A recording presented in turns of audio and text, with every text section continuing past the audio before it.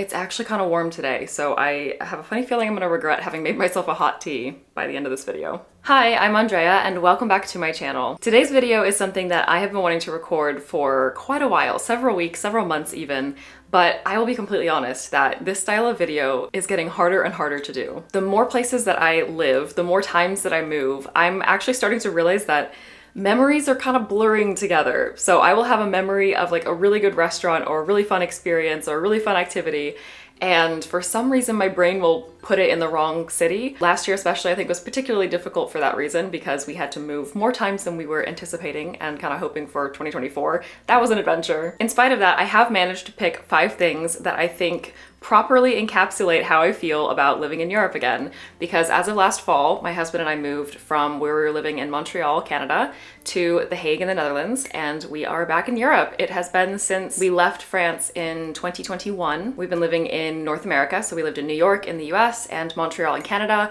and now we're in the Netherlands, which we've never lived in before. We were in France before that, we've lived in the UK. It's been a wild past decade, honestly, and every place that we've lived has been so nuanced, has been so great and so horrible in so many different ways.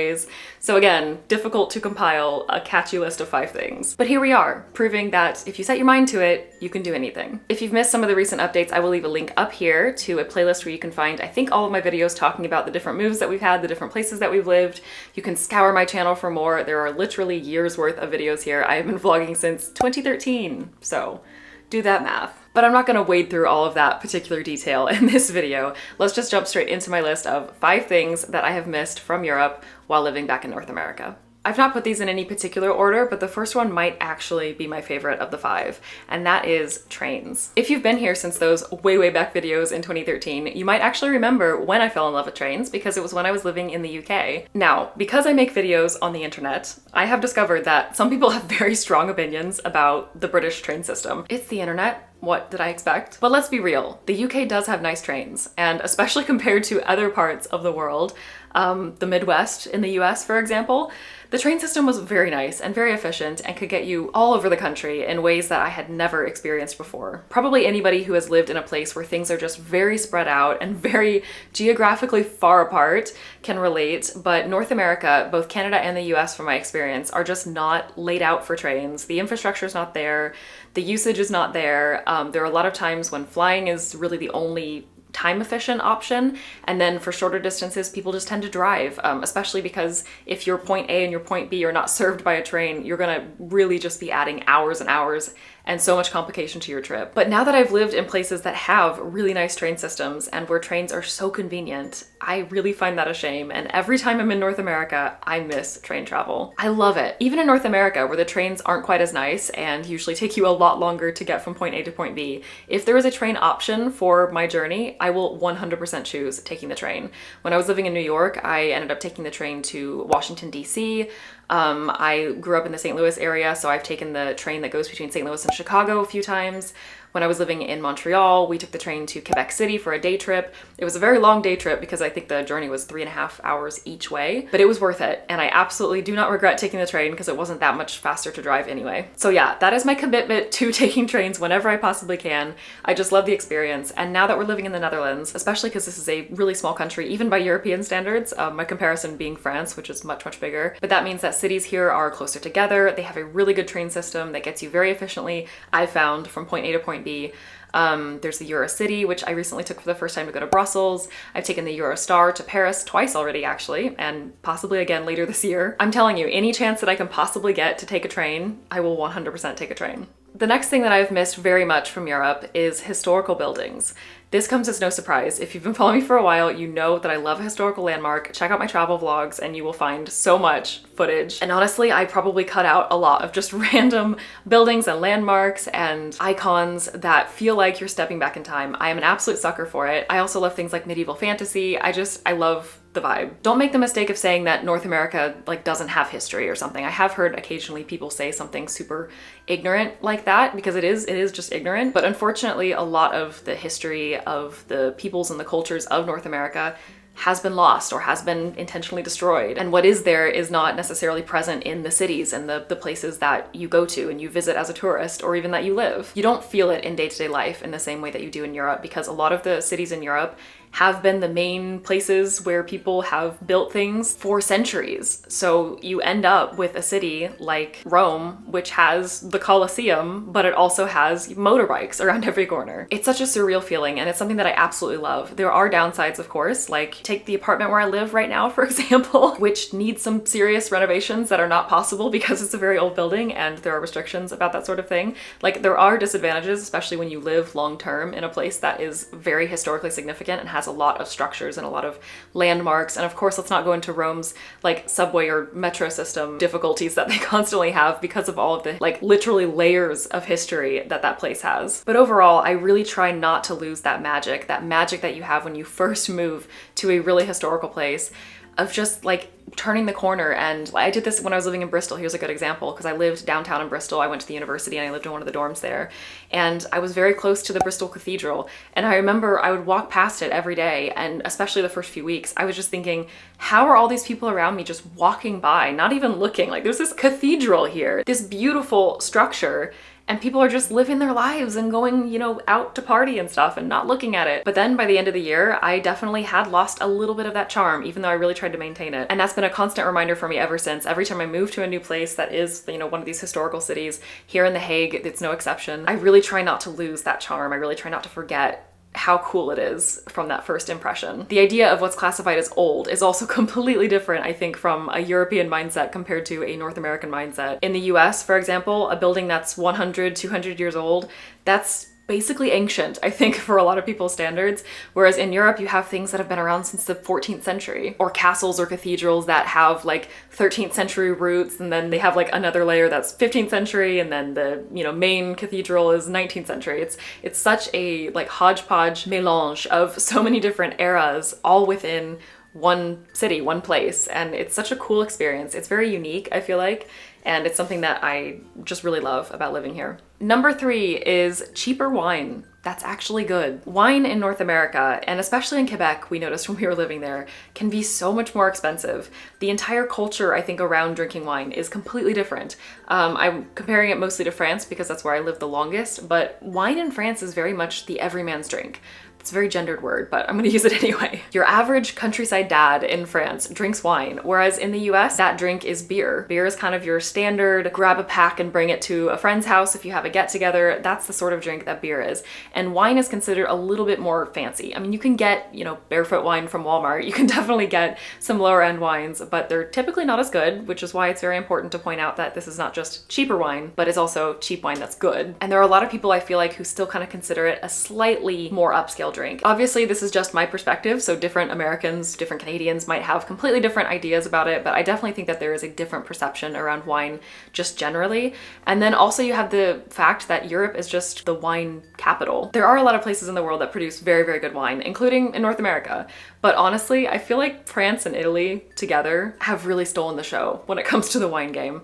And it's just very much embedded, I feel like, in the culture of many European countries all over Europe. Again, this perception, I feel like, changes the market and what the expectations are for what a bottle of wine should cost.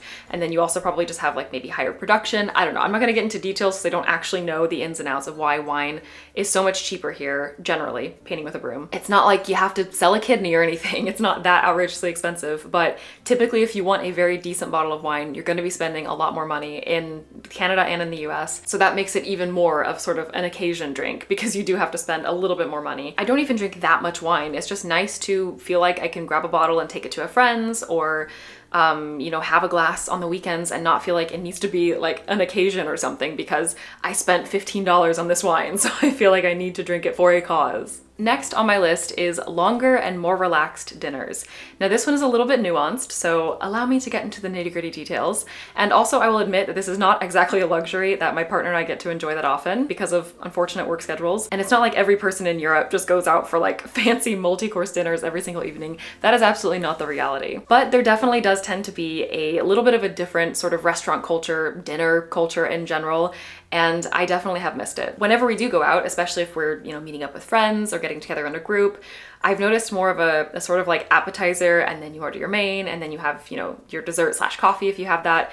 There's definitely just more of an expectation that you're gonna take your time, that things will come one at a time, that you have this sort of like rhythm and pacing of a dinner that I feel like in North America might be a fancy dinner if you're going out for an occasion, if you're going out for a specific purpose, but it's not just your average restaurant going out experience. And I feel like here, if you do go out and dine out, even at not necessarily upscale or fancy restaurants, there's just more of an expectation that will be the experience. Part of this might also be because in Europe, dinner times tend to be a little bit later. I'm not actually sure if that's true in the Netherlands, but I will be honest that most of my friends here are not Dutch. They're of like various nationalities. So I definitely do still ascribe to the more French, I think, dinner timing. But there's not really an expectation that you're going to be doing something after that dinner. Like there might be in North America, you might be doing an activity or something after dinner. Whereas here, unless you're going to a pub or something, or, doing like a specifically evening catered activity, everything's gonna be closed by the time you get done with dinner. Even if you eat earlier, even if Dutch people might eat a little bit earlier, things close so early here. So there is just this kind of different vibe around it.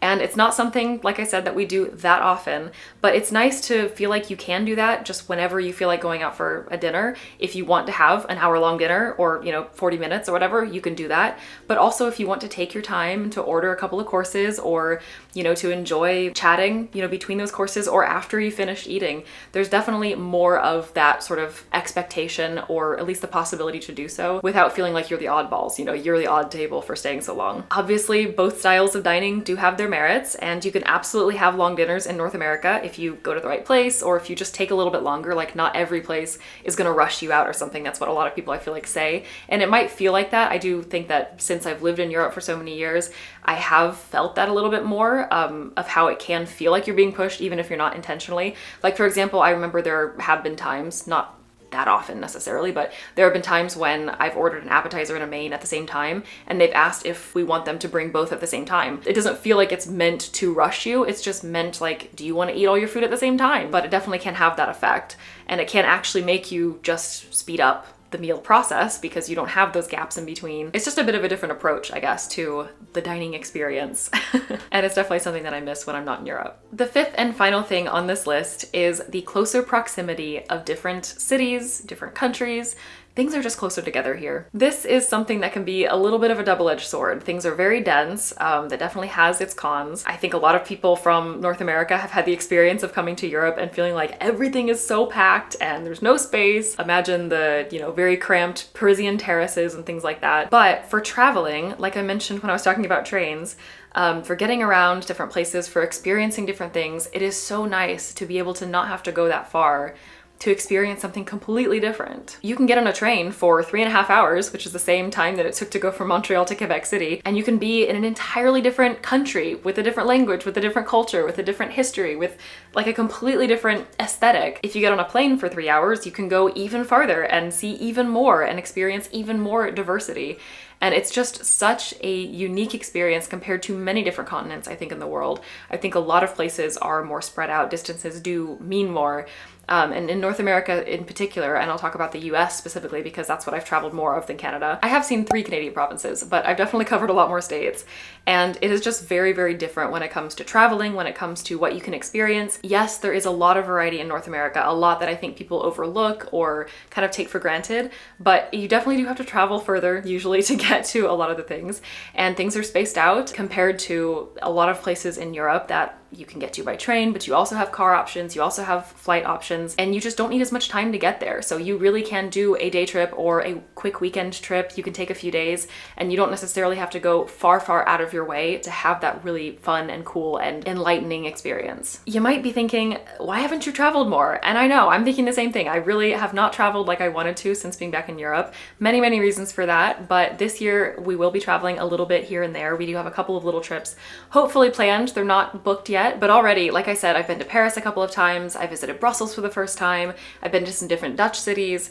We're going to be planning a trip that we probably will fly to. So there's just so much more possibility, I feel like, to do that. And in the US and in Canada, we absolutely did. We actually had a great time like hiking and doing stuff that's not necessarily as doable here. Not that you can't hike here, but it's not quite the same, you know, experience, I feel like, as hiking in North America. But a hiking trip feels like a hiking trip. It doesn't feel like a cultural excursion. And I feel like here it's just so much easier to do that, to go to different places, to, you know, get to experience very different sorts of cities and places and architecture and landscapes and those historical buildings that I love so much. It's just one of the perks of living in Europe, I think, and it is definitely something that I've missed.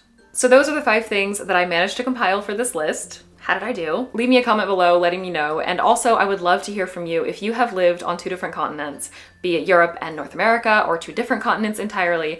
I would love to know a few of the things that you miss from the continent that you're not on right now, especially if you've hopped back and forth like I now have a few times.